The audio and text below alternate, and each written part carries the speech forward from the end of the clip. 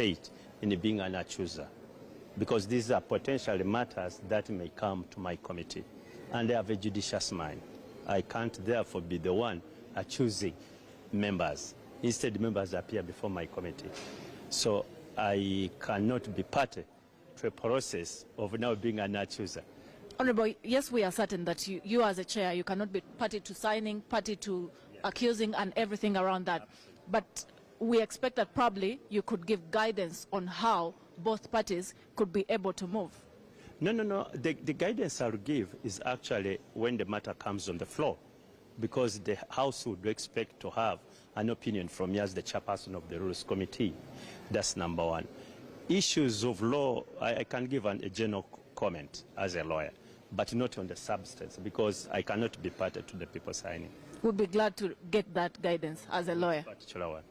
How these individuals, especially those that are supposed to go to court, but also those that are supposed to register the matter.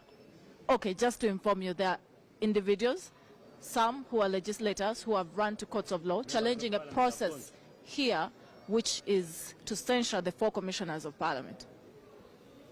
Well, first of all, I didn't know about it. You are just informing me. But matters which are in court, according to our rules, and you know I'm now the custodian of the rules of Parliament or Parliament.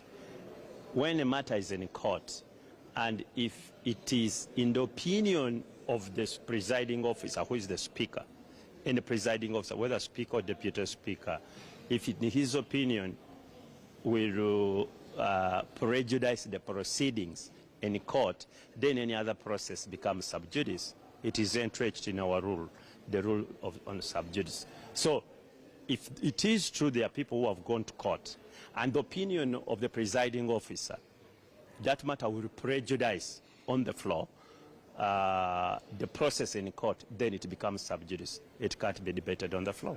That's what our rules say. But also we would certainly get a share of your knowledge if these matters, if one of the matters was probably registered in the House earlier than it could have been registered in the courts of law. Is there provision of how that can be handled legally? No, there is no provision. The rule is clear. It says if a matter is in court, it does not talk about before, after, or during. But if the matter is now in court, then the House's hands are tied. It becomes restricted, except if it is in the opinion of the presiding officer, not prejudicial to the case in court. But if it is, then it becomes prejudice and cannot be heard on the floor. And the reasons are clear for everybody to see. You can't have 2 parallel processes. There is a process going on in Parliament and another one going in court. One undermines the other. And we are independent arms of government, but we should work, in tandem. You don't use one process to undermine a process in another arm of government. Honorable, the ongoing process right now. Honorable, the ongoing process right now, is it following the rules of Parliament? No, I can't say that. You know that, my dear. I tell you, I have a judicious mind and responsibility. I have no comment about that process. Once it is about misbehavior or alleged misbehavior, I can't sign unless the matter comes to my committee. Then I speak through a report, and that is only possible after I have investigated the matter and called witnesses, and I come up with a report.